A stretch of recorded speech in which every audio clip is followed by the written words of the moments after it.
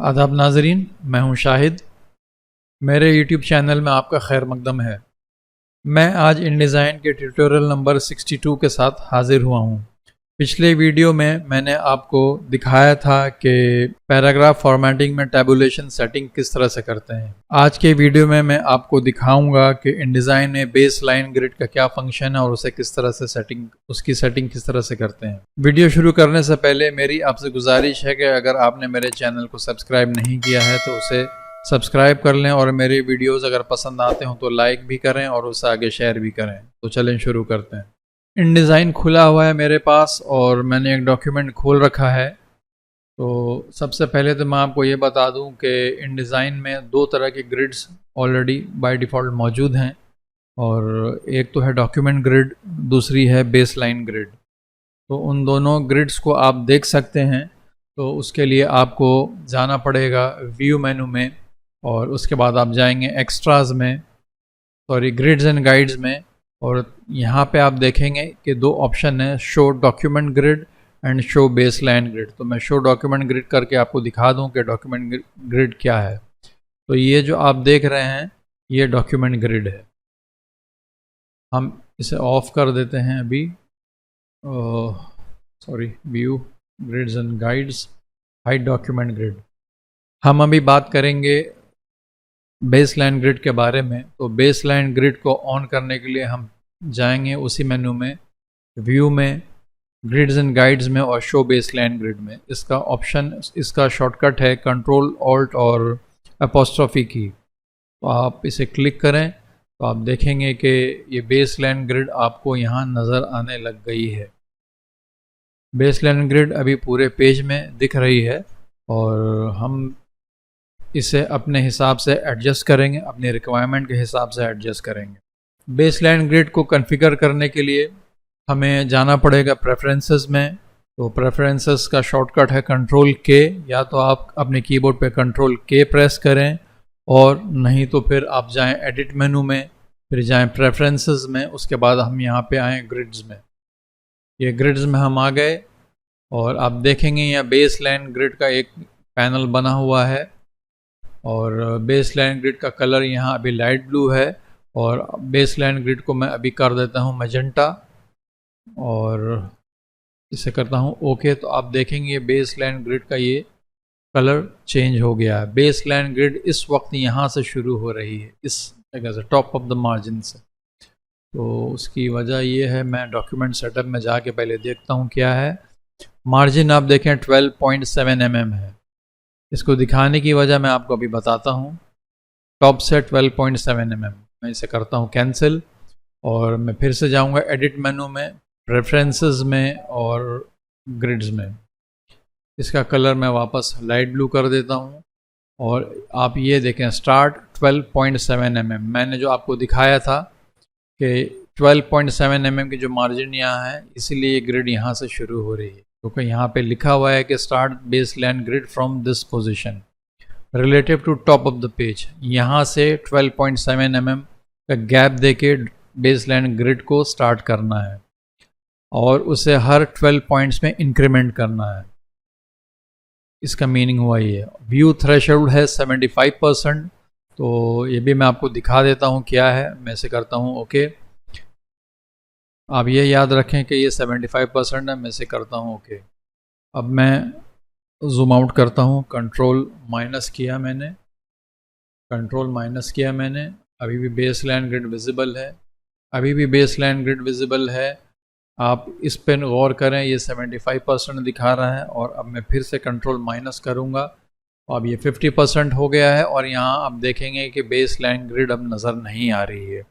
यही था view threshold. मैं इसे वापस जूम इन करता हूँ और कंट्रोल के प्रेस करके मैं दोबारा से जाता हूँ प्रेफरेंसेस में और ग्रिड में। तो ये था व्यू थ्रेशोल्ड। तो मैं अब आपको दिखाता हूँ कि इस मैटर को किस तरह से ग्रिड में अलाइन किया जाए। मैं इसे करता हूँ कैंसिल, इसे ज़रा सा एनलार्ज करता हूँ मैं और अपने टेक्स्ट टूल पे यहाँ क्लिक करूँगा। टेक्स्ट टूल से इस बॉडी मैटर पे क्लिक करूँगा। मेजॉरिटी ऑफ मैटर, ज़्यादातर मैटर मेरा जो है यहाँ पे बॉडी मैटर है। आप देख रहे हैं सब बॉडी मैटर है। एक मेन हेडिंग है और एक सब हेडिंग है। तो बॉडी मैटर की लेडिंग हम यहाँ से नोट करेंगे कितनी है, 14.4। तो ये हमें याद रखना है 14.4। और उसके बाद हम फिर से जाएंगे एडिट में, प्रेफरेंसेस में और ग्रिड्स में। अब हम ग्रिड्स में यहाँ आ गए हैं। अब हमें करना है स्टार्ट, इसे हम करेंगे 0 और रिलेटिव टू हम करेंगे टॉप मार्जिन। मतलब यहाँ से हमें स्टार्ट करना है। ये जो टॉप मार्जिन है यहाँ से 0 mm का स्केल समझ लें आप, यहाँ से स्टार्ट होगा मेरा। और इंक्रीमेंट एवरी यहाँ हम अपनी लेडिंग दे देंगे। हमारी लेडिंग थी 14.4 और टैब मारेंगे। उसके बाद हम यहाँ आके ओके कर देंगे। अब आप देखेंगे कि इसकी शक्ल ज़रा सी बदल गई है। जो लाइंस बाहर थी अब बाहर नहीं है, अब सिर्फ इसके अंदर ही है, पेज के अंदर है, जो मार्जिन है उसके अंदर है। मगर अभी भी मेरा काम हुआ नहीं, क्योंकि ये अभी भी मैच नहीं कर रहा है। आप देखेंगे कि ये ग्रिड पे एक वर्ड जो है मिडिल में है और दूसरी जो लाइन यहाँ पे है ये मिडिल में नहीं है, उस ग्रिड बेस लाइन ग्रिड से ऊपर है। तो इसको एक लाइन में करने के लिए, इसमें अरेंज करने के लिए, इसको बेस लाइन ग्रिड में जस्टिफाई करने के लिए हम इसे सेलेक्ट करेंगे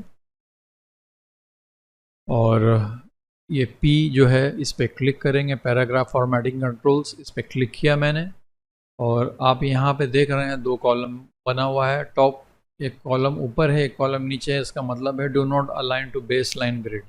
और आप नीचे देखेंगे align to baseline grid, तो हम इस पर क्लिक कर देंगे। तो जैसे ही हमने क्लिक किया तो ये वाला मेरा मैटर जो है बेस लाइन ग्रिड से अलाइन हो गया। चूँकि ये पैराग्राफ फॉर्मेटिंग का ऑप्शन है, इसीलिए हमें इसे स्टाइल में डाल देना चाहिए। स्टाइल में डाल दिया जाता है जनरली, तो स्टाइल में आगे कवर करूँगा।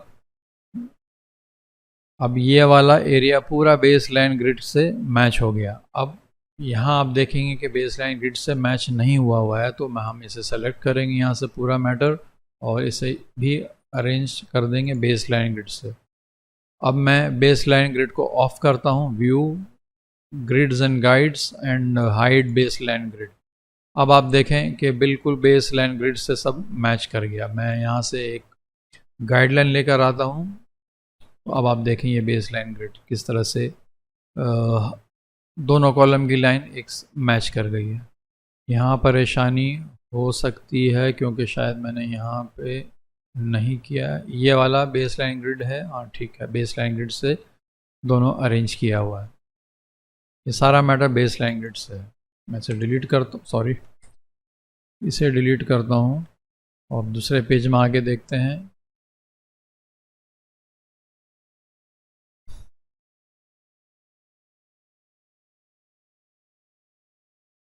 ये बेस लाइन ग्रिड से अलाइन नहीं है क्योंकि मैंने इसे अलाइन करके नहीं रखा हुआ है। ये देखें अलाइन नहीं है, तो इसे सेलेक्ट करके आप अलाइन कर सकते हैं। इस तरह से ये बेस लाइन ग्रिड से अलाइन हो जाएगा मैटर आपका। तो मैं अब बेस लाइन ग्रिड इसका ऑफ कर दे रहा हूँ। अभी इसको डिफ़ॉल्ट पोजीशन में ले आता हूँ फाइल को, क्योंकि मुझे 2 टॉपिक और आपको दिखा देना है, क्योंकि वो भी इसी से रिलेटेड है, पैराग्राफ फॉर्मेटिंग से। छोटी टॉपिक है इसीलिए मैं इसी एपिसोड में उसे कवर कर दूंगा। मैं फाइल में जाऊंगा, रिवर्ट कर दूंगा और यस कर दूंगा, तो ये ओरिजिनल फॉर्म में आ जाएगी फाइल। अभी आप देखेंगे कि बेस लाइन ग्रिड मैच नहीं है, इसे डिलीट कर देता हूँ। अच्छा जी, अब आप यहाँ पे गौर करें कि आपकी ये सब हेडिंग यहाँ पे आ गई है और इसका मैटर यहाँ चला गया है। तो इसके लिए हमारे पास ऑप्शन है, बाय डिफ़ॉल्ट हमें इनडिज़ाइन ऑप्शन देता है। ये पेज मेकर में भी था ये ऑप्शन, और आई गेस इन पेज में भी है। मैंने इन पेज में कभी यूज़ किया नहीं है इस ऑप्शन को, इसलिए मुझे ज़्यादा इन पेज का मालूम नहीं। तो मैं इस पर क्लिक करता हूँ और अब मैं जाऊँगा इस फ्लाईआउट मेनू में और यहाँ पे कीप ऑप्शंस को सेलेक्ट करूँगा, जिसका शॉर्टकट है कंट्रोल ऑल्ट के। कीप ऑप्शंस मैंने सेलेक्ट किया और अब आप देखेंगे कि यहाँ पे ये पैनल खुल गया है और इस पैनल में हमारे पास कुछ ऑप्शंस हैं।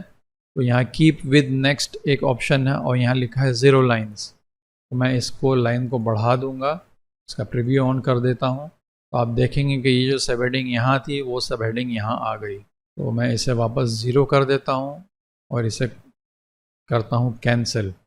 अब मैं इस सब हेडिंग के बाद वाली लाइन में आके क्लिक करता हूँ और दोबारा से वो ऑप्शन कंट्रोल ऑल्ट और के के साथ खोलूँगा और यहाँ पे कीप विद प्रीवियस का एक ऑप्शन है, तो इससे भी सेम इफ़ेक्ट आपको मिलेगा। वो जो हेडिंग थी वो इस पैराग्राफ के साथ कंटिन्यू होकर आ गई है इधर। विडोज़ एंड ऑर्फन्स के नाम से था ये ऑप्शन इन पेज मेकर में। इसमें कीप ऑप्शंस के नाम से है। अच्छा, यहाँ पे आप देखें कि ये पैराग्राफ यहाँ से यहाँ तक आया और उसके बाद सिर्फ एक लाइन इसकी रह गई है यहाँ पे, तो ये अच्छा नहीं लग रहा है। तो कम से कम 1-2 लाइन और होती यहाँ पे तो बेहतर होता। उसके लिए हमें करना ये है कि यहाँ क्लिक किया हमने और दोबारा से जाएंगे कीप ऑप्शंस में। मैं कंट्रोल ऑल्ट और के प्रेस करता हूँ तो आप देखेंगे कीप ऑप्शंस आ गया और यहाँ पे हमें सेलेक्ट करना है कीप लाइंस टुगेदर। तो जैसे ही हमने ये सेलेक्ट किया, यहाँ पे ऑप्शन दिया हुआ है स्टार्ट में 2, अगर स्टार्ट में 1 रह जाए तो वहाँ पे 2 लाइन कर देना है और एंड में 1 रह जाए तो वहाँ भी 2 लाइन कर देना है। तो यहाँ पे स्टार्ट में मेरे पास बहुत सारी लाइनें हैं ऑलरेडी, तो एंड में 2 लाइनें आ गई हैं। अगर आप इसको 3 करेंगे तो आप देखेंगे 3 लाइन्स आ गई। अच्छा, एक ऑप्शन और है इसमें, ऑल लाइन्स इन पैराग्राफ। अगर इसे मैं सेलेक्ट कर दूंगा तो आप देखेंगे कि पूरा का पूरा पैराग्राफ एक इस पेज में आ गया और यहाँ पे ओवरसेट हो गया क्योंकि यहाँ पे जगह नहीं है इसको फिट करने की। तो ये था कीप ऑप्शंस। अब मैं आपको एक ऑप्शन और दिखा देता हूँ, रूल अबव। ये भी बहुत काम का ऑप्शन है और कई जगह इस्तेमाल करते हैं लोग इन डिज़ाइन में। तो मैं इसे ज़रा सा यहाँ लेकर आता हूँ इसे और एनलार्ज करता हूँ। इस सब हेडिंग में मुझे रूल देना है, तो मैं यहाँ पे जाऊँगा लेआउट मेनू में, इस पर क्लिक करूँगा मैं और यहाँ पे एक ऑप्शन है पैराग्राफ रूल्स जिसका शॉर्टकट है कंट्रोल ऑल्ट जे। तो इस पर मैंने कर दिया क्लिक। तो आप देखेंगे ये पैनल खुल गया। ये पैनल भी पेज मेकर में था। रूल अबव, मैंने रूल ऑन किया और इसका प्रीव्यू ऑन करूँगा मैं, तो आप देखेंगे कि एक रूल बन गया है। यहाँ ये रूल बन गया है। अब इस रूल को आप अपने हिसाब से एडजस्ट कर सकते हैं, इसको एडिट कर सकते हैं, इसका वेट बढ़ा सकते हैं। ये वेट आपने बढ़ाया तो आप देखेंगे इसका वेट बढ़ गया है और इसे बढ़ा दिया और इसे आप ऑफसेट भी कर सकते हैं। ये नीचे ऑफसेट करके इसे भी बढ़ा दिया और टेक्स्ट का कलर आप कुछ भी दे सकते हैं। सॉरी, इसका वेट लाइन का कलर आप कुछ भी दे सकते हैं। ये गैप कलर जब एक्टिवेट होगा, जब आप यहाँ से ये वाली लाइन यूज़ करेंगे तो ये गैप कलर भी एक्टिवेट हो जाएगा। मैं यहाँ पे मजेंटा कर दूंगा तो आप देखेंगे कि ये मजेंटा यहाँ पे आ गया है। विड्थ में कॉलम है, मैं टेक्स्ट कर दूंगा तो सिर्फ इतना ही हिस्सा सेलेक्ट होगा जितना भी आप देख रहे हैं। मैं इसे कॉलम करूँगा तो ये पूरा कॉलम कवर कर लेगा। तो मैं इसे टेक्स्ट कर देता हूँ। अच्छा, ऑफसेट में मैं जाता हूँ इधर, तो लाइन जो है मेरी बाहर चली गई है और मैं कीप इन फ्रेम करूँगा तो आप देखेंगे कि इसी फ्रेम के अंदर अंदर ही ये लाइन इसकी रहेगी। तो मैं इसे वापस -1 कर देता हूँ अभी और left indent and right indent मैं इसको कॉलम करता हूँ तब समझ में आएगा। लेफ़्ट इंडेंट मैंने किया तो आप देखेंगे कि यहाँ से लाइन जो है घट रही है और अब मैं राइट इंडेंट करूँगा तो अब यहाँ से लाइन घट रही है। तो इस तरह से आप इसको रूल्स को जो है कॉन्फ़िगर कर सकते हैं, कस्टमाइज़ कर सकते हैं अपने हिसाब से। मैं इसे 0 कर देता हूँ अभी, इसे भी 0 कर देता हूँ अभी। और यहाँ पे एक और है रूल बिलो, सेम कॉन्फ़िगरेशन है बट ये रूल अबव था, ये रूल बिलो आएगा, सेम चीज़ है। तो इसे मैं नहीं बता रहा हूँ, मैं इसी से समझा देता हूँ। आप इसे ओके कर दिया मैंने तो अब आप देखेंगे कि किस तरह से ये अपीयर हो रहा है यहाँ पे। आप यहाँ डिज़ाइन अपना चेंज कर सकते हैं, कंट्रोल कर सकते हैं। ये सब हेडिंग मैंने चेंज कर दी यहाँ पे। और अब मैं फिर से जाऊँगा यहाँ और कहाँ गया, पैराग्राफ रूल्स, और यहाँ पे कलर दूंगा ब्लैक और इसको कर दूंगा सॉलिड। तो अब आप देखेंगे कि सब हेडिंग पे किस तरह से मैंने एक बॉर्डर समझ लें एक तरह से। ये रूल जो है मेरा बॉर्डर की तरह से काम करेगा। मैंने इसको ज़रा सा बड़ा कर देता हूँ और ऑफसेट मेरा -2 कर दिया, बल्कि -1.5 mm कर दिया मैंने, और इसे कर दूंगा ओके। और इसे मैं कर दूंगा सेंटर अलाइनमेंट। तो अब आप देखेंगे कि ये पैराग्राफ रूल अबव है, मगर ये एक सब हेडिंग जो है किस तरह से निकल कर आई है यहाँ पे।